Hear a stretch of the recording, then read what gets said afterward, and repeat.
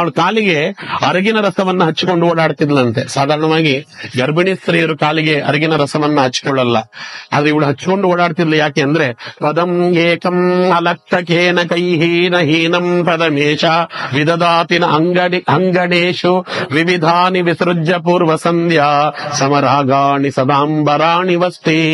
ಸಾಧಾರಣವಾಗಿ ಸನ್ಯಾಸಿಗಳು ಕಾಲಿಗೆ ಈ ಅರಗಿನ ರಸವನ್ನ ಹಾಕೊಳ್ತಾರೆ. ಕಾರಣ ಏನು ಅಂದ್ರೆ ಅಷ್ಟೇ, ಕಾಲು ಒಡೆಯುತ್ತದಲ್ಲ, ಅವರು ಕಾಲಿಗೆ ಪಾದರಕ್ಷೆಯನ್ನು ಹಾಕಲ್ಲ, ಅವರು ಪಾದಕೆಗಳನ್ನ ಹಾಕೊಂಡು ಓಡಾಡ್ತಾರೆ. ಆ ಚಳಿಗಾಲ ಮಳೆಗಾಲ ಇವೆಲ್ಲ ಕಾಲದಲ್ಲಿ ಕಾಲು ತೆರೆದಿರ್ತದೆ, ಅದರಿಂದ ಕಾಲು ಒಡೆಯುವ ಪ್ರಸಂಗ ಇರುತ್ತೆ. ಆ ಒಡೆಯುವ ಪ್ರಸಂಗವೂ ಇರ್ತದೆ, ಆಮೇಲೆ ಕಲ್ಲು ಮುಳ್ಳುಗಳು ಆ ಕಾಲಿಗೆ ತಾಗುವ ಪ್ರಸಂಗವೂ ಇರ್ತದೆ. ಅದರಿಂದ ಅರಗಿನ ರಸವನ್ನ ಚೆನ್ನಾಗಿ ಹಾಕಿ ಬಿಟ್ರೆ ಕಾಲು ಒಡೆಯಲ್ಲ ಮೊದಲನೇದು. ಎರಡನೇದು ಕಲ್ಲು ಮುಳ್ಳುಗಳ ಆ ಪರಿಣಾಮ ಅಷ್ಟು ಕಾಲ ಮೇಲೆ ಬೀಳಲ್ಲ ಅಂತ. ಏನೋ ವಿಷದ ಮುಳ್ಳಿರ್ತದೆ, ಅಪ್ಪಿತಪ್ಪಿ ಚುಚ್ಚುಬಿಟ್ರ ಕತೆ ಏನು, ಅರಗು ಕಾಲಿಗೆ ಹಚ್ಚಿದ್ರೆ ವಿಷದ ಮುಳ್ಳು ಪರಿಹಾರ ಮಾಡಿಬಿಡ್ತದೆ ಆ ಪ್ರಭಾವವನ್ನ ಅಂತ ಅವ್ರ ಕಾಲಿಗೆ ಸದಾಕಾಲ ಅರಗಿನ ರಸವನ್ನ ಹಾಕೊಂಡು ಓಡಾಡ್ತಾರೆ. ಹಾಗೆ ಅಂತಹ ಯತಿ ಕುಲಚಕ್ರವರ್ತಿ ಆಗಿರ್ತಕ್ಕಂಥ ಒಬ್ಬ ಮಗ ನನ್ನ ಉದರದಲ್ಲಿದ್ದಾನೆ ಅಂತ ತಿಳಿದಂತಹ ಮಹಾನುಭಾವಳು ಕಾಲಿಗೆ ಸದಾಕಾಲ ಅರಿಗಿನ ರಸವನ್ನು ಹಾಕೊಂಡು ಓಡಾಡ್ತಿದ್ಲು ಅಂತ ಅವಳಿಗೆ ಗೊತ್ತಿಲ್ಲದೆ ನಡೆದಂತ ಕ್ರಿಯೆ ಇದು. ವಿವಿಧಾನಿ ವಿಸೃಜ್ಯ ಪೂರ್ವ ಸಂಧ್ಯಾ ಸಮರಾಗಾಣಿ ಸದಾಂಬರಾಣಿ ವಸ್ತಿ. ಅವಳು ಶ್ರೀಮಂತ ಶಾಸ್ತ್ರವನ್ನು ಮಾಡ್ತಾರೆ. ಮಾಡಿದಾಗ ಬಹಳಷ್ಟು ಬಣ್ಣ ಬಣ್ಣದ ಸೀರೆಯನ್ನ ವಸ್ತ್ರಗಳನ್ನ ತಂದು ಕೊಟ್ರಂತೆ ಎಲ್ಲರೂ ಕೂಡ. ಅವೆಲ್ಲವನ್ನ ಪಕ್ಕಕ್ಕೆ ತಳ್ಳಿಬಿಟ್ಲು ಅವಳು. ತಳ್ಳಿಬಿಟ್ಟು ಸಾವಿಯ ಕಾಷಾಯ ವಸ್ತ್ರದಂತೆ ಕಾಣುವಂತಹ ಸಂಧ್ಯೆಯ ಕಾಲದ ಕೆಂಪನ್ನ ಹೋಲುವಂತಹ ಬಣ್ಣದ ಆ ಒಂದು ಸೀರೆಯನ್ನು ಮಾತ್ರ ತೆಗೆದುಕೊಂಡು ಉಟ್ಟುಕೊಳ್ಳುತ್ತಿದ್ಲಂತೆ ಸದಾಕಾಲ. ಕಾರಣ ಅದೇ ಬಣ್ಣವನ್ನ ಉಡುವಂತಹ ಸನ್ಯಾಸಿ ಯತಿಕುಲ ಚಕ್ರವರ್ತಿ ಆಗಿರ್ತಕ್ಕಂಥ ಒಬ್ಬ ಮಗ ಹುಟ್ಟಿ ಬರ್ತಾನೆ ಎನ್ನುವ ಸೂಚನೆ. ಹೀಗೆಲ್ಲ ಅವಳ ಗರ್ಭ ಸುಧಾಂಬುದಿಯಲ್ಲಿದ್ದಂತ ಪ್ರಹ್ಲಾದರಾಜರ ಮಹಿಮೆ ಆಗಲೇ ಪ್ರಾರಂಭವಾಗಿತ್ತು ಅಂತ ಹೇಳ್ತಾರೆ. ನವಮಾಸ ತುಂಬಿತು. ಒಂದು ಅದ್ಭುತವಾಗಿರ್ತಕ್ಕಂತಹ ಶುಭ ದಿನ, ಫಾಲ್ಗುಣ ಮಾಸ, ಶುಕ್ಲ ಪಕ್ಷ, ಸಪ್ತಮಿ ತಿಥಿ, ಮೃಗಶಿರ ನಕ್ಷತ್ರ, ಗುರುವಾರ, ಶಕ 1598, 1017ನೇ ಮನ್ಮಥನಾಮ ಸಂವತ್ಸರದ ಪರಮ ಪುಣ್ಯ ದಿವಸ. ಅವತ್ತು ಶ್ರೀ ನರಸಿಂಹದೇವರ ಆಜ್ಞಾನುಸಾರವಾಗಿ ಪ್ರಹ್ಲಾದರಾಜರು ಲೋಕದಲ್ಲಿ ಅವತಾರ ಮಾಡಿ ಬರ್ತಾರೆ. ಅಸವಿಷ್ಟ ಸುತಂ ದ್ವಿಜೇಂದ್ರ ಪತ್ನಿ ಶುಭ ಲಗ್ನೇ ಪರಿಪೂರ್ಣ ದೃಷ್ಟಿಭಾಜಿ ಅಖಿಲ ದ್ವಿಜರಾಜ ವಂದನೀಯಂ ದ್ವಿಜರಾಜಂ ದಿಗ್ಗಿವ ಅಮರಾಧಿಪತ್ಯಾಹ ಸಹಜೋ ಹಿ ಗುಣೋ ಮದೀಯ ಮಂಜು ದ್ವಿಜ ಸಂಸೇವನಂ ಅಸ್ಯ ಮೇ ಪದಸ್ಯ ಇತಿ ದರ್ಶಯಿತಾ ಪದಂ ನಿಜಾಸ್ಯೆ ಮಣಿಡೋಲಾಂ ದಿಶಾಯಿತಾ ಕೃತಂ ಕಿಂ. ಇವತ್ತು ಯಾವುದು ಪರಮ ಪುಣ್ಯವಾಗಿರ್ತಕ್ಕಂಥ ಪರ್ವಕಾಲ ಇದೆ. ಇದೇ ಪರ್ವಕಾಲದಲ್ಲಿ 1598ನೇ ಇಸ್ವಿಯಲ್ಲಿ 1517ನೇ ಮನ್ಮಥನಾಮ ಸಂವತ್ಸರದ ಫಾಲ್ಗುಣ ಮಾಸದ ಶುಕ್ಲ ಪಕ್ಷದ ಸಪ್ತಮಿಯಂದು ಸಪ್ತವಿದ್ಯೆಗಳನ್ನ ಕರತಲಾಮಲಕ ಮಾಡಿಕೊಂಡಂತಹ, ಸಪ್ತವಿದ್ಯೆಗಳಿಂದಲೇ ಭಗವಂತನನ್ನ ತುಷ್ಟೀಕರಿಸಿದಂತಹ, ಪುಷ್ಟೀಕರಿಸಿಕೊಂಡಂತಹ, ಒಲಿಸಿಕೊಂಡಂತಹ ಮಹಾನುಭಾವರು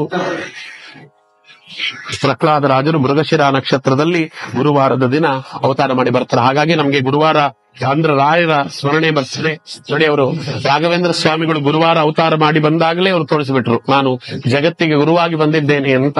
ಅವರು ಅವತಾರ ಮಾಡುವ ಪೂರ್ವದಲ್ಲೇ ತೋರಿಸಿದ್ರು. ಯಾವಾಗ ಅವರು ಅವತಾರ ಮಾಡಿ ಬಂದ್ರಲ್ಲ, ಲೋಕದಲ್ಲಿದ್ದಂತ ಸಮಸ್ತ ಸಜ್ಜನಗಣ, ಗಗನದಲ್ಲಿದ್ದಂತ ಸಮಸ್ತ ದೇವತಾಗಣ ಭಾವಿ ರಾಘವೇಂದ್ರ ಸ್ವಾಮಿಗಳಾಗಿ ಮೆರೆಯುವಂತಹ ಈ ಮಗುವಿಗೆ ಪರಾಕ್ ಎಂದು ಹೇಳಿಬಿಡುತ್ತಂತೆ. ಅಲ್ಲಿಂದಲೇ ಮಗು ಅವತಾರ ಮಾಡಿ ಬಂದಾಗಲೇ ಪರಾಕ್, 2 ಬಾರಿ ಪರಾಕ್ ಅವರಿಗೆ ಅವತಾರ ಮಾಡಿ ಬಂದಾಗಲೇ ದೇವಲೋಕ ಪರಾಕ್ ಹೇಳಿ. ಏನ್ ಪರಾಕ್ ಅದು? ಓಂ ಶ್ರೀಮತ್ ಪರಮಹಂಸ ಪರಿವ್ರಾಜಕಾಚಾರ್ಯವರ್ಯ ಪದವಾಕ್ಯ ಪ್ರಮಾಣ ಪಾರಾವಾರ ಪಾರೀಣ ಶೇಖರ ಯಮ ನಿಯಮ ಆಸನ ಪ್ರಾಣಾಯಾಮ ಪ್ರತ್ಯಾಹಾರ ಧ್ಯಾನ ಧಾರಣ ಸಮಾಧಿ ಅಷ್ಟಾಂಗ ಯೋಗಾನುಷ್ಠಾನ ಗರಿಷ್ಠ ಷಡ್ದರ್ಶನಾಚಾರ್ಯವರ್ಯ ನಿಖಿಲ ವಿದ್ಯಾ ಚಕ್ರವರ್ತಿನ್ ಸರ್ವತಂತ್ರ ಸ್ವತಂತ್ರ ಚತುಷ್ಷಷ್ಟಿ ಕಲಾ ಪಾರಂಗತ ದುರ್ವಾದಿ ಮತ್ತ ಇವ ಪಂಚಾನನ ವ್ಯಾಖ್ಯಾನ ಸಿಂಹಾಸನಾಧೀಶ್ವರ ಶ್ರೀಮದ್ವೈದಿಕ ಸದ್ವೈಷ್ಣವ ಸಿದ್ಧಾಂತ ಪ್ರತಿಷ್ಠಾಪನಾಚಾರ್ಯ ನಾಸ್ತಿಕ ಕುಲತಿವಿರ ಸಹಸ್ರ ಕಿರಣ ಆಸ್ತಿಕ ದರ್ಶನ ಮಹಾಚಾರ್ಯ ಶ್ರೀಮದ್ಹಂಸ ನಾಮಕ ಶ್ರೀ ಪರಮಾತ್ಮ ಪ್ರವರ್ತಿತ ಜ್ಞಾನಪೀಠಾಧ್ಯಕ್ಷ ಶ್ರೀಮನ್ ಮಧ್ವಾಚಾರ್ಯ ಮುಖ್ಯ ಮಹಾಸಂಸ್ಥಾನಾಧೀಶ್ವರ ಶ್ರೀಮತ್ ರವೀಂದ್ರ ಯತಿ ಪುಂಗವ ಸಮಲಂಕೃತ ದಕ್ಷಿಣ ಆದಿಪೀಠಾಧೀಶ್ವರ ನಿಖಿಲ ಭೂಮಂಡಲ ಆಚಾರ್ಯವರ್ಯ ಸಕಲ ಇತಿ ಕುಲ ತಿಲಕ ನಿಖಿಲ ಕರ್ಮಂದಿ ವಂದ್ಯ ಪಾದಾಬ್ಜ ಸತ್ ಸಂಪ್ರದಾಯ ಪ್ರವರ್ತಕ ಸನಾತನ ಧರ್ಮ ಸಂಸ್ಮರಣ ಸಂರಕ್ಷಣ ಧುರಂಧರ ಶ್ರೀ ಭಾಗವತಾಗ್ರೇಸರ ಜಗನ್ಮನ್ಯ ಜಗದ್ಗುರು ಶ್ರೀಮದ್ ವಿಜೇಂದ್ರ ತೀರ್ಥ ಕರಕಮಲ ಸಂಜಾತ ಶ್ರೀಮತ್ ಸುಧೀಂದ್ರ ತೀರ್ಥ ವರಕುಮಾರ ರಾಜಾದಿರಾಜ ಸಂಸೇವ್ಯ ಪಾದ ಪಂಕಜ ಶ್ರೀಮದ್ ರಾಜಾದಿರಾಜ ಶ್ರೀಮದ್ ರಾಜೇಂದ್ರ ಶ್ರೀಮದ್ ರಾಘವೇಂದ್ರ ತೀರ್ಥ ಗುರು ಸಾರ್ವಭೌಮ ಪರಾಕ್ ಬಹುಪರಾಕ್ ಅಂತ ಅಲ್ಲಿದ್ದಂತ ಎಲ್ಲ ದೇವತಾ ಮಂಡಳಿಯು ಕೂಡ ಆಗಲೇ ಪರಾಕ್ ಹೇಳಿಬಿಡ್ತು ಅಂತಹ ಮಹಾನುಭಾವರು ರಾಘವೇಂದ್ರ ತೀರ್ಥ ಶ್ರೀಪಾದಂಗಳವರು ಅಂತಹ ರಾಯರ ಬಗ್ಗೆ ಅದ್ಭುತವಾಗಿರ್ತಕ್ಕಂಥ ರೀತಿಯಲ್ಲಿ ಪ್ರತಿಯೊಬ್ಬರು ಕೊಂಡಾಡುತ್ತಾರೆ. ಅದರಲ್ಲಿ ನಮ್ಮ ಗುರು ಜಗನ್ನಾಥದಾಸರು ಅಂತ ಅವರು ರಾಘವೇಂದ್ರ ಸ್ವಾಮಿಗಳ ಆ ನಾಮದಲ್ಲಿ ಎಷ್ಟು ಅದ್ಭುತವಾಗಿರ್ತಕ್ಕಂಥ ಮಹಿಮೆ ಇದೆ ಅಂತಾರೆ.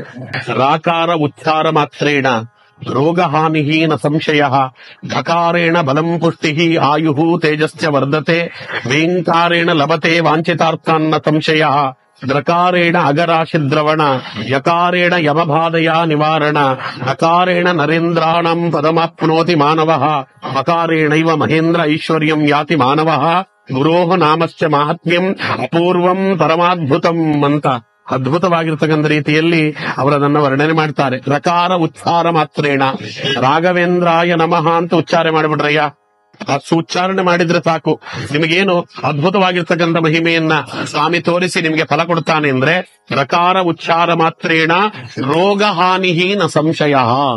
ಭವರೋಗವನ್ನೇ ಕಳೀತಾನಂತೆ ಸ್ವಾಮಿ, ಕರೋನಾ ರೋಗವನ್ನ ಕಳೆಯಲ್ವೇನು?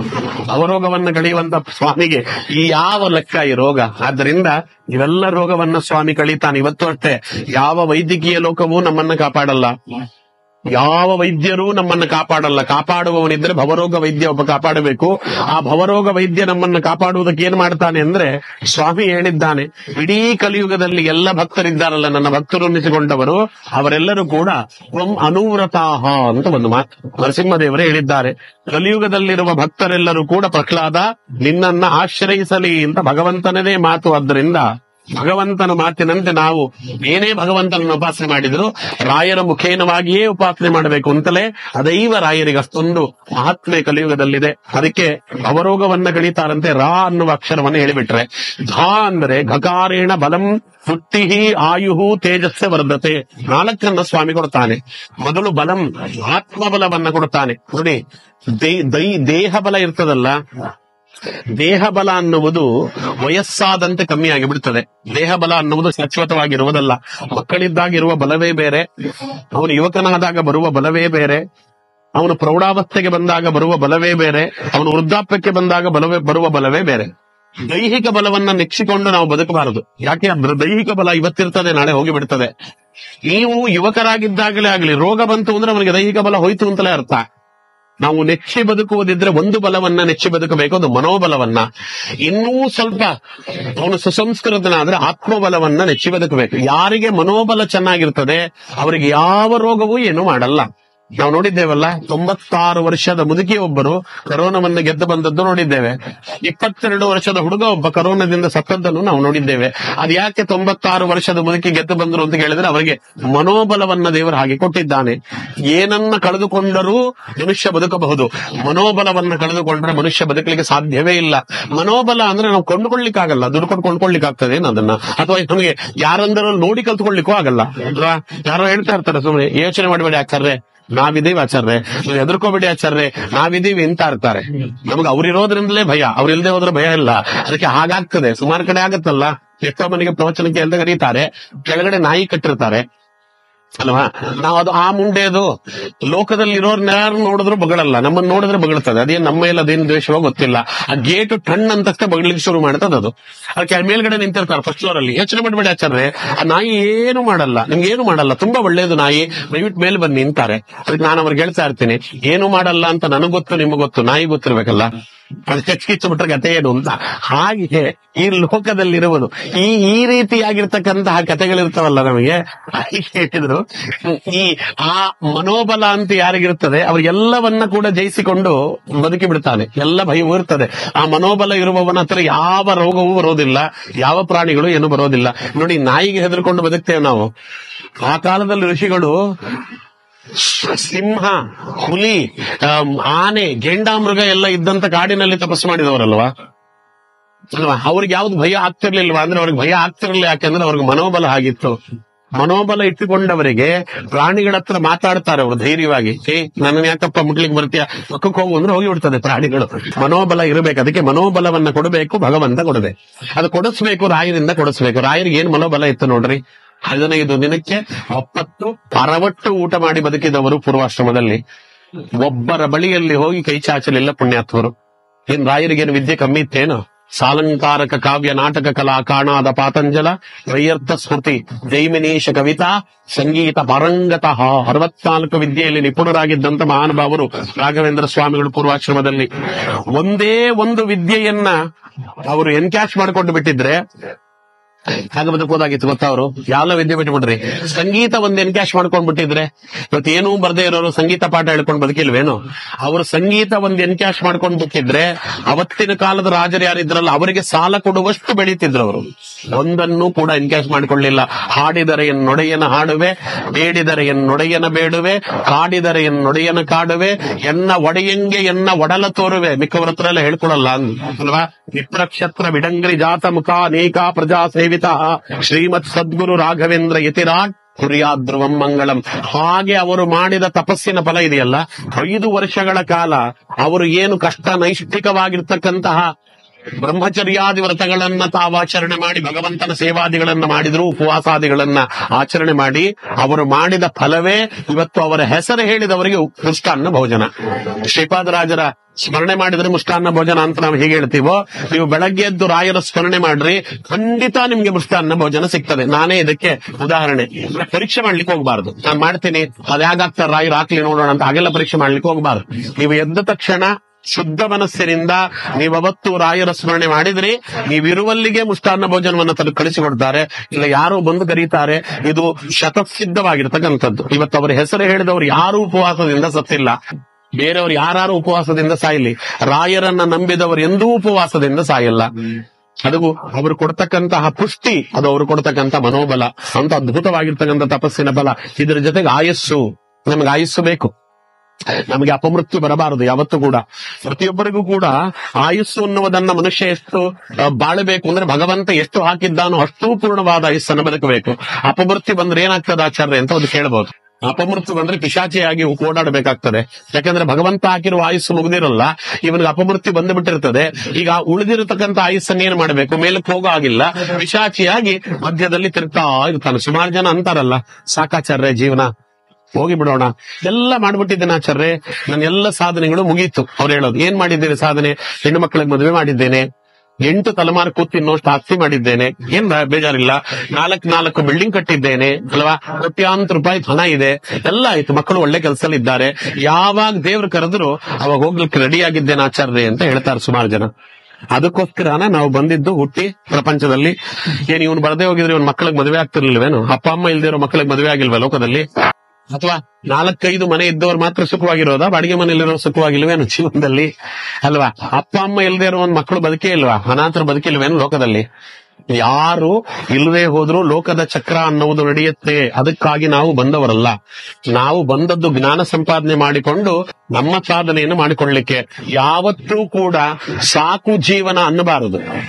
ಸಾಕು ಜೀವನ ಖಂಡಿತ ಅನ್ನಬಾರದು.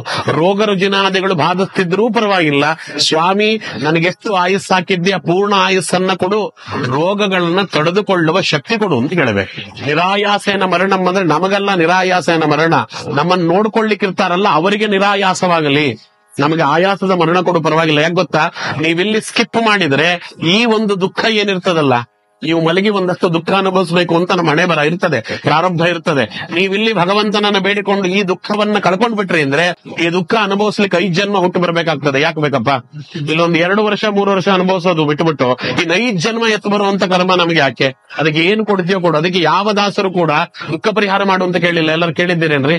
ಸುಖವಾಗಲಿ ಬಹು ದುಃಖವೇ ಆಗಲಿ ಸಖ ನೀನಾಗಿರು ಪಾಂಡುರಂಗ, ಅದನ್ನು ಕೇಳಿದ್ದವರು. ದುಃಖ ಕೊಡಬೇಡ ಅಂತ ಒಬ್ಬ ದಾಸರು ಕೇಳಲಿಲ್ಲ. ಯಾಕೆ? ರಾಯರು ಕೇಳಲಿಕ್ಕೆ ಆಗ್ತಿರ್ಲಿಲ್ವೇನೋ? ರಾಯರಿಗಿದ್ದ ವಿದ್ಯೆಯಲ್ಲಿ ಒಂದು ಗಂಧವನ್ನ ತೆಗೆಯುವಾಗ ಗಂಧದ ವಿರುದ್ಧವಾಗಿರ್ತಕ್ಕಂಥ ಸ್ವಭಾವವಾದ ಅಗ್ನಿಯನ್ನ ಆ ಗಂಧದೊಳಗೆ ಮಿಲಿತವನ್ನಾಗಿ ಮಾಡುವಷ್ಟು ಮಂತ್ರ ಸಿದ್ಧಿ ಇದ್ದಂತಹ ರಾಘವೇಂದ್ರ ಸ್ವಾಮಿಗಳಿಗೆ ಒಂದು ಪರ್ಜನ್ಯ ಸೂಕ್ತ ಹೇಳಿದ್ರೆ ಮಳೆ ತರಿಸಬಹುದಾಗಿರ್ತಕ್ಕಂತಹ ಅದ್ಭುತವಾದ ಸಿದ್ಧಿ ಇದ್ದವರಿಗೆ ಧನ್ವಂತರಿ ಜಪ ಮಾಡಿಕೊಂಡು ಲಕ್ಷ್ಮೀದೇವಿಯ ಸ್ತೋತ್ರ ಹೇಳಿದ್ರೆ ಹಣ ಸುರಿತಿರ್ಲಿಲ್ವೇನೋ? ವಿದ್ಯಾರಣ್ಯರು ಹಣ ಸುರಿಸಿದ್ರಲ್ಲ ಅಲ್ವಾ? ವೃಷ್ಟಿಯನ್ನ ಮಾಡಿಸಿದಂತೆ ರಾಯರಿಗೆ ಮಾಡಿಸ್ಲಿಕ್ಕೆ ಬರ್ತಿರ್ಲಿಲ್ವೇನೋ? ಅವ್ರ ಮನೆಯಲ್ಲಿ ಕೂತು ಮಹಾಲಕ್ಷ್ಮಿ ಜಪ ಮಾಡಿದ್ರೆ ಸಾಕಾಗಿತ್ತು. ಶ್ರೀಶ ಗುಣದರ್ಪಣವನ್ನೇನು ವಾದಿರಾಜು ರಚನೆ ಮಾಡಿಕೊಟ್ಟಿದ್ರು, ಅದನ್ನ ಹೇಳಿಬಿಟ್ಟಿದ್ರೆ ಸಾಕಾಗಿದ್ದು. ಕನಕದ ಮಳೆ ಸುರಿದು ಬಿಡ್ತಿತ್ತು, ಮಾಡ್ಲಿಲ್ಲ. ಬಡತನವು ಬರಲದುವೆ ಭಗವದ್ ಭಜನೆ ಯೋಗ. ಬಡತನ ಬರಬೇಕು ಅಂತಾರೆ. ಯಾಕೆ ಗೊತ್ತಾ? ಬಡತನ ಬಂದರೆ ಅಯೋಗ್ಯರಾರು ನಮ್ಮ ಬಳಿಯಲ್ಲಿ ಬರಲ್ಲ. ದರಿದ್ರಮಿವ ಯೋಷಿತ ಅಂತ ವಾದಿರಾಜರ ಮಾತು. ಯಾವನು ದರಿದ್ರನಿರ್ತಾನೆ ಅವನ ಬಳಿಯಲ್ಲಿ ವಿಲಾಸಿನಿ ಸ್ತ್ರೀಯರೂ ಬರಲ್ಲ, ಯಾರು ಅಯೋಗ್ಯರಿರ್ತಾರೆ ಬರಲ್ಲ. ಯಾಕಂದ್ರೆ ಅವ್ರ ಬಳಿಯಲ್ಲೇ ಏನು ಇಲ್ಲ ಅಂದ್ರೆ ಯಾಕೆ ಬರ್ತಾರೆ? ಯಾರು ಶ್ರೀಮಂತ ಇರ್ತಾನೆ ಅವನ ಸುತ್ತವೇ ಜನರು ಇರ್ತಾರೆ. ಯಾಕೆಂದ್ರೆ ಅವನ ಹತ್ರ ಕಿತ್ಕೊಂಡು ತಿನ್ಬಹುದು ಅಂತ. ಬಡವರ ಹತ್ರ ಏನ್ ಕಿತ್ಕೊಂಡು ತಿನ್ಲಿಕ್ಕಾಗತ್ತೆ? ಅದಕ್ಕೆ ಬೇಕಂತಲೇ ಬಡವರಾಗ್ತಿದ್ರು ಹಿಂದಿನ ಕಾಲದಲ್ಲಿ. ಅದಕ್ಕೆ ನೋಡ್ರಿ, ನೀವ್ ಯಾವ ಪಾಠವನ್ನು ತೆಗೀರಿ, ಯಾವ ಪುರಾಣ ಪುಣ್ಯಕಥೆಗಳನ್ನು ತೆಗೀರಿ, ಒಂದಾನೊಂದು ಕಾಲದಲ್ಲಿ ಒಬ್ಬನೊಬ್ಬ ಬಡ ಬ್ರಾಹ್ಮಣನಿದ್ದನು ಅಂತಲೇ ಪ್ರಾರಂಭ ಆಗ್ತದೆ. ಯಾಕೆ? ಬ್ರಾಹ್ಮಣರು ಶ್ರೀಮಂತರಾಗ್ಲಿಕ್ಕೆ ಬರ್ತಿರ್ಲಿಲ್ಲ ಅಂತ ಅರ್ಥ ಅಲ್ಲ. ಬ್ರಾಹ್ಮಣ ಶ್ರೀಮಂತನಾಗಬೇಕು ಅಂತ ಬಯಸಿದ್ದಿದ್ರೆ ರಾಜ ಮಹಾರಾಜನನ್ನ ಮೀರಿಸುವ ಶ್ರೀಮಂತಿಗೆ ಬರ್ಬೋದಾಗಿತ್ತು. ಅವ್ರು ಇಚ್ಛೆ ಪಡಲಿಲ್ಲ. ಯಾಕೆ ಗೊತ್ತಾ? ಶ್ರೀಮಂತಿಕೆ ಎಲ್ಲಿರ್ತದೆ ಅಲ್ಲಿ ಭೋಗ ಇರ್ತದೆ. ಎಲ್ಲಿ ಶ್ರೀಮಂತಿಕೆ ಇರಲ್ಲ ಬಡತನ ಇರ್ತದೆ, ಅಲ್ಲಿ ಯೋಗ ಇರುತ್ತೆ, ತ್ಯಾಗ ಇರುತ್ತೆ. ತ್ಯಾಗಕ್ಕಾಗಿ ಯೋಗಕ್ಕಾಗಿ ಬದುಕಿದ್ದವ ಬ್ರಾಹ್ಮಣ, ಅವ ಭೋಗಕ್ಕಾಗಿ ಬಂದವನಲ್ಲ. ಆದ್ದರಿಂದ ಅವ್ರು ಬಯಸ್ತಿರ್ಲಿಲ್ಲ. ಇದು ರಾಯರನ್ನ ನೋಡಿ ನಾವು ತಿಳಿಯಬೇಕು. ಕಷ್ಟಾಚಾರೇ ಕಷ್ಟ. ಏನ್ ಕಷ್ಟ ಬಂದಿದೆ? ರಾಯರು ಅನುಭವಿಸಿದ ಕಷ್ಟಗಳ ಮುಂದೆ 1% ಕಷ್ಟ ಅನುಭವಿಸಿದ್ದೇವೆ ನಾವು ಅಲ್ವಾ?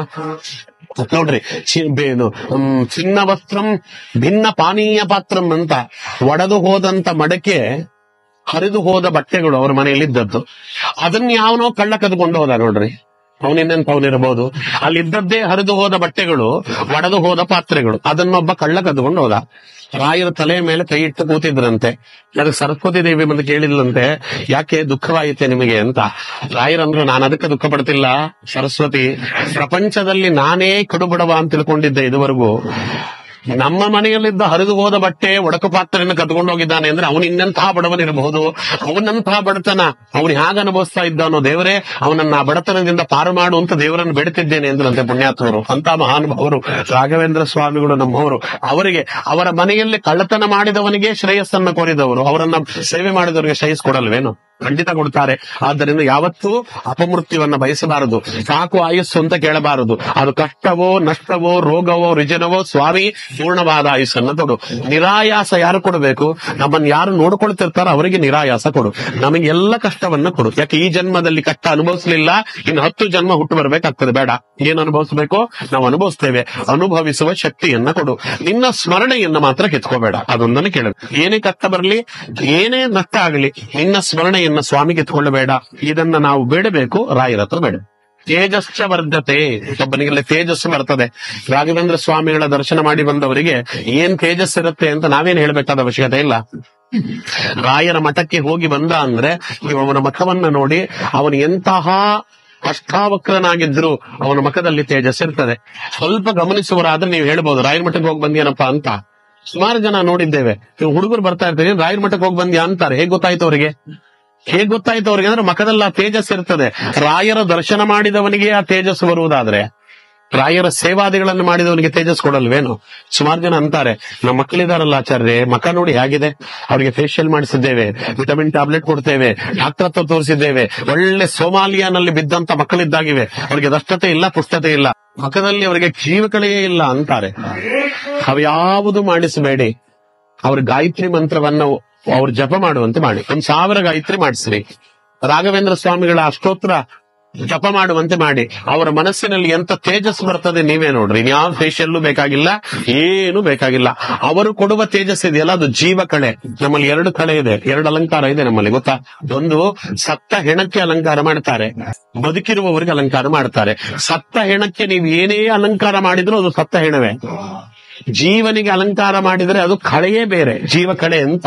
ಅದರಿಂದ ನಾವು ಸತ್ತ ಹೆಣದಂತೆ ಬದುಕಬೇಕು, ಜೀವಂತವಾಗಿರ್ತಕ್ಕಂಥ ವ್ಯಕ್ತಿಯಂತೆ ಬದುಕಬೇಕು ಅನ್ನುವುದು ನೀವು ರಾಯರನ್ನು ಅನುಸರಿಸ್ತಿರೋ ಬೇರೆಯವರನ್ನು ಅನುಸರಿಸ್ತಿರೋ ಅನ್ನೋದ್ರ ಮೇಲೆ ನಮಗೆ ಡಿಪೆಂಡ್ ಆಗಿರ್ತದೆ. ಮಖದಲ್ಲಿ ಜೀವಕಳೆ ಬೇಕು, ಬ್ರಹ್ಮ ವರ್ಚಸ್ಸು ಬೇಕು, ತೇಜಸ್ಸು ಬೇಕು ಅಂದ್ರೆ ರಾಯರು ಹೋದಂತ ಮಾರ್ಗದಲ್ಲಿ ಹೋಗಬೇಕು, ರಾಯರನ್ನ ಆಶ್ರಯಿಸಬೇಕು. ಅದನ್ನು ಬಿಟ್ಟು ನಾವು ಬೇರೆ ಎಲ್ಲವನ್ನ ಆಶ್ರಯಿಸ್ತೇವೆ ಅಂದ್ರೆ ಸತ್ತ ಹೆಣಕ್ಕೆ ಮಾಡಿದ ಅಲಂಕಾರ. ಇದು ನಾನು ಹೇಳಿದ ಮಾತಲ್ಲ, ಏನಾಚಾರ್ಯ ಹೀಗೆಲ್ಲ ಮಾತಾಡ್ತೀರಿ ಅನ್ಬೇಡ್ರಿ, ಇದು ಭಾಗವತದಲ್ಲಿ ಬಂದಿರುವ ಮಾತು. ಆ ಭಾಗವತದಲ್ಲಿ ಜೀವತ್ ಶವಃ ಅಂತಾರೆ, ಭಾಗವತದ ಮಾತು. ಅವರು ಯಾರು ಅಂದ್ರೆ ಜೀವಂತವಾಗಿರುವ ಶವ ಅಂತ ಕರೆದಿದ್ದಾರೆ.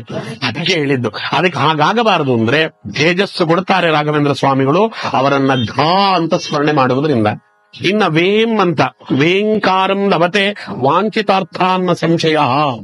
ರಾಘವೇಂದ್ರ ಸ್ವಾಮಿಗಳು ಕೊಟ್ಟಷ್ಟು ಕಾಮಿತಾರ್ಥಗಳನ್ನು ಯಾರು ಕೊಡ್ತಿದ್ದಾರ್ರಿ ಇವತ್ತು?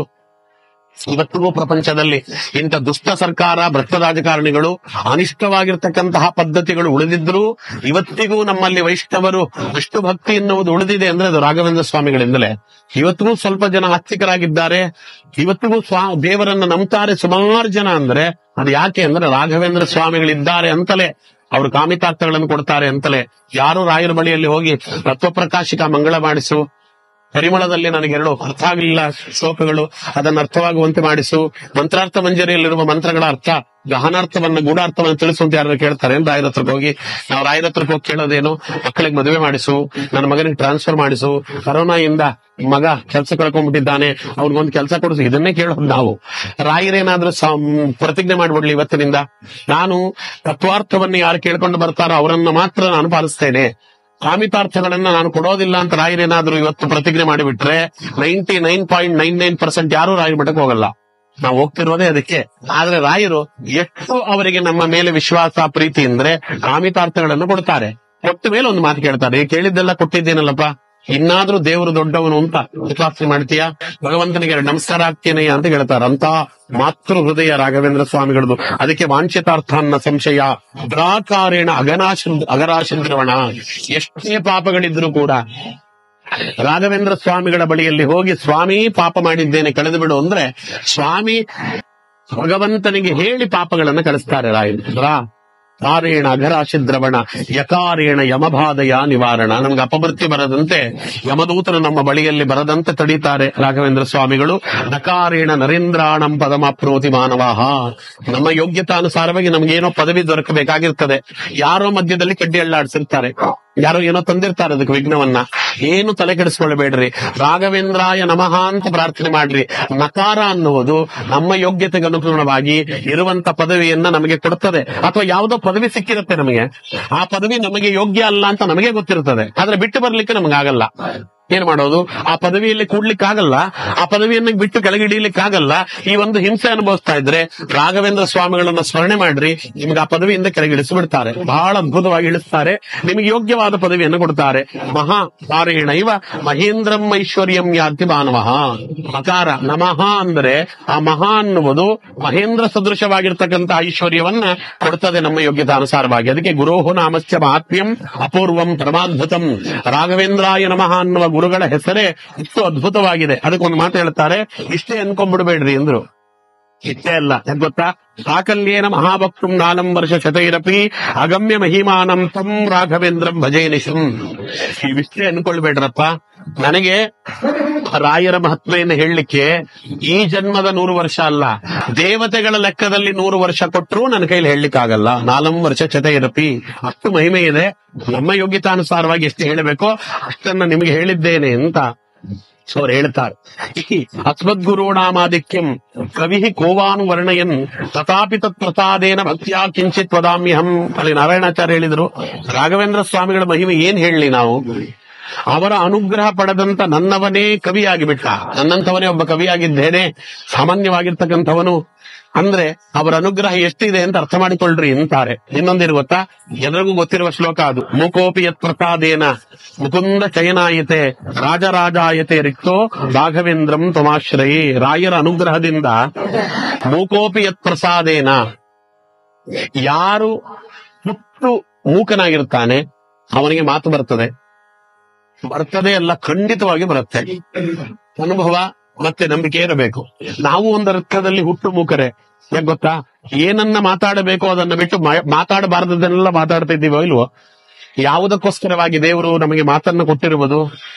ವಾಣಿತೆ ಕರವಾಣ್ಯೆಂಬ ಶರಣವು ಹೃದಯ ಸರ್ವದ ಮಧ್ವಾಕ್ಯ ಸರಣಿರ್ಭೂಯಾತ್ ಶ್ರೀಮದಾಚಾರ್ಯ ಭಾವಗ ಅಂತ ಸರಸ್ವತಿ ದೇವಿಯನ್ನ ಪ್ರಾರ್ಥನೆ ಮಾಡಿ ಎಂದ್ರು ಯಾದವಾರ್ಯರು. ಸರಸ್ವತಿ ದೇವಿಯಲ್ಲಿ ಮಾಡಬೇಕಾದ ಪ್ರಾರ್ಥನೆ ಏನು? ವಾಣಿತೆ ಕರವಾಣ್ಯೆಂಬ, ಹೇ ವಾಣಿ ಸರಸ್ವತಿ, ನಿನ್ನ ತೊಡೆಯ ಮೇಲಿರ್ತಕ್ಕಂತಹ ವೀಣೆಯನ್ನಾಗಿ ನನ್ನನ್ನ ಪರಿವರ್ತನೆ ಮಾಡು ಅಲ್ವಾ. ಚರಣವು ಹೃದಯ ಸರ್ವದಾ, ನನ್ನ ಹೃದಯದಲ್ಲಿ ನಿನ್ನ ಎರಡು ಚರಣಗಳು ಸದಾ ಇರುವಂತೆ ಮಾಡು. ನನ್ನ ನಾಲಿಗೆಯನ್ನ ವೀಣೆಯ ತಂತಿಯನ್ನಾಗಿ ಮಾಡಿಕೋ. ನೀನು ವೀಣೆಯನ್ನು ಹೇಗೆ ನುಡಿಸಬೇಕು ಅಂದ್ರೆ ಅದಕ್ಕೆ ವಾಣಿತೆ ಕರವಾಣ್ಯೆಂಬ ಚರಣವು ಹೃದಯ ಸರ್ವದಾ ಮಧ್ವಾಕ್ಯ ಸರಣಿರ್ಭೂಯಾತ್ ಶ್ರೀಮದಾಚಾರ್ಯ ಭಾವಗ. ನೀನು ನನ್ನ ನಾಲಿಗೆ ಎನ್ನುವ ತಂತಿಯನ್ನು ಮೀಟಿದ್ರೆ ನನ್ನ ನಾಲಿಗೆಯಲ್ಲಿ ಶ್ರೀಮದಾಚಾರ್ಯರ ವಾಕ್ಯಗಳಿಗೆ ಅನುಸಾರಿಯಾಗಿರ್ತಕ್ಕಂಥ ಮಾತುಗಳು ಬರಬೇಕೇ ಹೊರತು ಅದಕ್ಕೆ ವಿರುದ್ಧವಾದ ಮಾತು ಬರಬಾರದು. ಶಾಸ್ತ್ರೀಯವಾಗಿರ್ತಕ್ಕಂಥ ಮಾತುಗಳು ಬರಲಿ. ನನ್ನ ನಾಲಿಗೆಯಲ್ಲಿ ಭಗವಂತನ ನಾಮಸ್ಮರಣೆ ಬರಲಿ ಅಂತ ಕೇಳ್ತಾರೆ. ಭಗವಂತನ ನಾಮಸ್ಮರಣೆಯನ್ನ ಮಾಡದೇ ಇರತಕ್ಕಂಥ ನಾಲಿಗೆ ಅದು ನಾಲಿಗೆ ಅಲ್ಲ. ಇನ್ನೊಂದು ಹೇಳಿದ್ದಾರೆ ಅಂತ ನಾನು ಹೇಳಲ್ಲ, ಅದು ನಾಲಿಗೆ ಅಲ್ಲ, ಅದು ಕಾಲಿಗೆ ಹಾಕುವಂತ ಪಾದರಕ್ಷೆ ಅಂತಾರೆ ಪುರಾಣಗಳಲ್ಲಿ. ನಮ್ಮ ನಾಲಿಗೆ ಇದೆಯಲ್ಲ, ಭಗವಂತನ ನಾಮಸ್ಮರಣೆ ನಾಲಿಗೆಯಲ್ಲಿ ಬರ್ಲಿಲ್ಲ ಅಂದ್ರೆ ಅದೇನು ಗೊತ್ತಾ, ಅದು ಅಯೋಗ್ಯರು ತೊಡುವಂತ ಪಾದರಕ್ಷೆ. ಯಾಕೆಂದ್ರೆ ಅದೇ ಕೆಲಸ ಮಾಡ್ತಿರೋದು.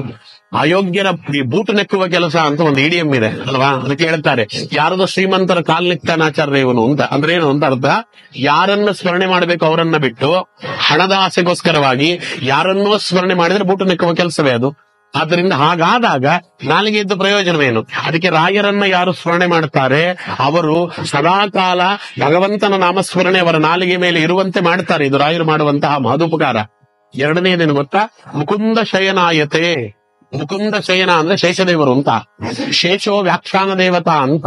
ಅಂದ್ರೆ ನಾವು ರಾಯರ ಸ್ಮರಣೆ ಮಾಡಿದರೆ ನಾವು ಅಷ್ಟೇ ವಿದ್ವಾಂಸರಾಗೋದಲ್ಲ, ನಮಗೆ ಇರುವಂತ ವಿದ್ಯೆಯನ್ನ ಇನ್ನೊಬ್ಬರಿಗೆ ಹೇಳಿಕೊಡುವಂತ ಅಧಿಕಾರವನ್ನು ಕೊಡ್ತಾರೆ. ನೋಡಿ, ಒಬ್ಬ ಇದ್ದಾನಲ್ಲ, ನೀವು ಸದ್ಗತಿಗೆ ಹೋಗಬೇಕು ಅಂದ್ರೆ, ನೀವು ಉನ್ನತವಾಗಿರ್ತಕ್ಕಂಥ ಸ್ಥಾನಕ್ಕೆ ಹೋಗಬೇಕು ಅಂದ್ರೆ ಎರಡಿದೆ. ಉತ್ತಮ ಗುರುಗಳ ಸೇವೆ ಮಾಡಬೇಕು ಮೊದಲನೇದು. ಎರಡನೇದು ನಾವು ಕಲಿತ ವಿದ್ಯೆಯನ್ನ ಒಬ್ಬ ವಿದ್ಯಾರ್ಥಿಗಾದ್ರೂ ಹೇಳ್ಕೊಡ್ಬೇಕು. ಇಲ್ಲ ಅಂದ್ರೆ ನಮಗೆ ಸದ್ಗತಿ ಆಗುವುದಿಲ್ಲ. ಎರಡಿದೆ, ಒಂದು ಪಾಠ, ಒಂದು ಪ್ರವಚನ ಅಂತ. ಪಾಠ ಕೇಳಬೇಕು, ಪ್ರವಚನ ಮಾಡಬೇಕು ಅಂತ. ಈಗ ನಮಗೆ ಅರ್ಥವಾಗದೆ ಇದ್ರೆ ಪ್ರವಚನ ಮಾಡೋದು ಹೇಗೆ ಅಲ್ವಾ? ಈಗ ಎರಡೆರಡು ಅರ್ಥ ಇದೆ. ಒಂದು, ಪ್ರವಚನ ಮಾಡುವವರಲ್ಲಿ ಎರಡು ರೀತಿಯ ಜನ ಇರ್ತಾರೆ. ಎರಡು ರೀತಿಯ ಜನ ಏನು ಅಂದ್ರೆ, ನನಗೆ ತಿಳಿದಿದೆ ವಿದ್ಯೆ ಅಂತ ತೋರಿಸಿಕೊಳ್ಳಬೇಕು ಅಂತ ಕೆಲವರಿಗೆ ಆಸೆ ಇರ್ತದೆ. ನನಗೆ ವಿದ್ಯೆ ಇದೆ, ನಾನು ತುಂಬಾ ದೊಡ್ಡ ವಿದ್ವಾಂಸ ಅಂತ ನಿಮಗೆ ತಿಳಿಯಲಿ ಅಂತ. ನಿಮ್ಗೆ ಅರ್ಥವಾಗ್ತದೋ ಬಿಡ್ತದೋ ನನಗೆ ಬೇಡ, ನಾನು ವಿದ್ವಾಂಸ ಅಂತ ನಿಮಗೆ ತಿಳಿದ್ರೆ ಸಾಕು. ಅದಕ್ಕೆ ಕಠಿಣವಾಗಿರ್ತಕ್ಕಂಥ ಶಬ್ದಗಳು, ಶಾಸ್ತ್ರದಲ್ಲಿ ಮುಕ್ತವಾಗಿರ್ತಕ್ಕಂಥ ಪ್ರಮೇಯಗಳನ್ನೇ ತುಂಬಿ ತುಂಬಿ ತುಂಬಿ ಪ್ರವಚನ ಮಾಡಿಬಿಡೋದು. ಏನ್ ಪ್ರವಚನ ಮಾಡಿದ್ರು ಆಚಾರ್ಯ ಅಂತ ಕೇಳಿದ್ರೆ, ಏನೋ ಹೇಳಿದ್ರು ಆಚಾರ್ಯ, ಹಾ ಹೂ ಅಂದ್ರು, ಕೈಕಾಲೆಲ್ಲ ಆಡಿಸಿದ್ರು, ಅದೇನು ಹೇಳಿದ್ರು ಗೊತ್ತಾಗ್ಲಿಲ್ಲ ಅಂತ ಆಗಿಬಿಟ್ರೆ ಪ್ರವಚನ ಮಾಡಿ ಪ್ರಯೋಜನ ಏನು? ಸುಮಾರು ಜನಕ್ಕೆ ಇರ್ತದೆ. ಹುಡುಗರು ಬಂದು ಕೇಳ್ತಿದ್ರಂತ, ಏನ್ ಅಂತ ಕೇಳಿದ್ರೆ, ಆಚಾರ್ಯ ಪ್ರವಚನ ಮಾಡಿದ್ರಿ ಸಂತೋಷ, ನಮ್ಗರ್ಥ ಆಯ್ತೋ ಬಿಡ್ತೋ, ನಿಮ್ಗರ್ಥ ಆಯ್ತಾ ನೀವೇನ್ ಮಾಡಿದ್ರಿ ಅಂತ ಕೇಳಿದ್ರು ಹುಡುಗರು ಅಂತ ನಮ್ಮ ಗುರುಗಳು ಹೇಳ್ತಾ ಇದ್ರು. ನನಗೆ ಅರ್ಥವಾಗದೆ ಇದ್ರೆ ನಿಮ್ಗೆ ಅರ್ಥವಾಗೋದು ಹೇಗೆ? ಅದಕ್ಕೆ ಏನು ಮಾಡಬೇಕು? ಪ್ರವಚನಕಾರ ಅಂದವನು ಯಾವುದು ಪ್ರಮೇಯವಾಗಿರ್ತಕ್ಕಂತಹ ಕಠಿಣ ಭರಿತವಾದ ಗೂಢಾರ್ಥಗಳಿರ್ತದೆ ಅದನ್ನಾದಷ್ಟು ಸರಳೀಕರಿಸಿ ಕೇಳುವವರ ಮನಸ್ಸಿಗೆ ಮುಟ್ಟುವಂತೆ, ಹೃದಯವನ್ನ ತಟ್ಟುವಂತೆ ಮಾಡಬೇಕು. ಅದು ಎಲ್ಲರಿಗೂ ಸಿದ್ಧಿಸುವಂತದ್ದಲ್ಲ. ಯಾರು ವಿದ್ಯಾವಂತರಿರ್ತಾರೆ ಅವರೆಲ್ಲ ಪ್ರವಚನ ಮಾಡ್ಲಿಕ್ಕಾಗಲ್ಲ. ಅವ ಯದ್ಯಪಿ ವಿದ್ಯಾವಂತನಾಗಿರಬಹುದು, ಅವರು ದೊಡ್ಡ ವಿದ್ವಾಂಸನಾಗಿದ್ರು ಇನ್ನೊಬ್ಬರಿಗೆ ಅರ್ಥವಾಗುವಂತೆ ಹೇಳುವ ಶಕ್ತಿ ಅವನಿಗಿರಲ್ಲ. ಆ ಶಕ್ತಿ ನಿಮಗೆ ಬರಬೇಕಾ? ಶೇಷದೇವರ ಅನುಗ್ರಹ ಆಗಬೇಕು. ಶೇಷದೇವರ ಅನುಗ್ರಹ ಆಗಬೇಕಾ? ರಾಯರ ಅನುಗ್ರಹ ಆಗಬೇಕು. ಅದಕ್ಕೆ ಮುಕುಂದ ಶಯನಾಯತೆ ರಾಜರಾಜಾಯತೆ ರಿಕ್ತೋ. ಅತ್ಯಂತ ದರಿದ್ರನಾಗಿದ್ದಾನೆ ಒಬ್ಬ, ಅವನು ಶ್ರೀಮಂತನಾಗಬೇಕು. ಹೇಗೆ ಶ್ರೀಮಂತನಾಗುವುದು?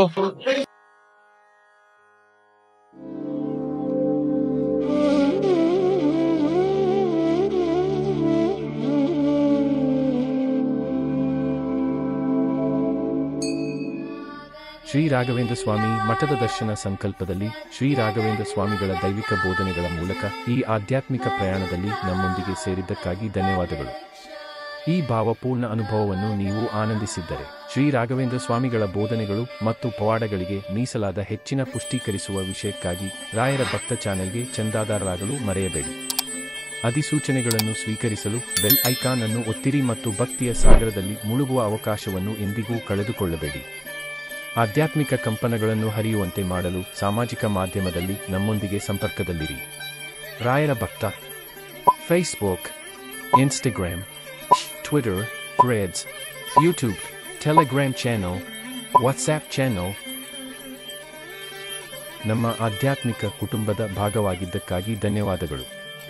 ಮುಂದಿನ ವಿಡಿಯೋದಲ್ಲಿ ಮತ್ತೆ ಭೇಟಿಯಾಗುವವರೆಗೂ ಶ್ರೀ ರಾಘವೇಂದ್ರ ಸ್ವಾಮಿಗಳ ಆಶೀರ್ವಾದ ಸದಾ ನಿಮ್ಮ ಮೇಲಿರಲಿ. ಓಂ ಶ್ರೀ ರಾಘವೇಂದ್ರಾಯ ನಮಃ. ರಾಘವೇಂದ್ರಾಯ ಸತ್ಯದನ್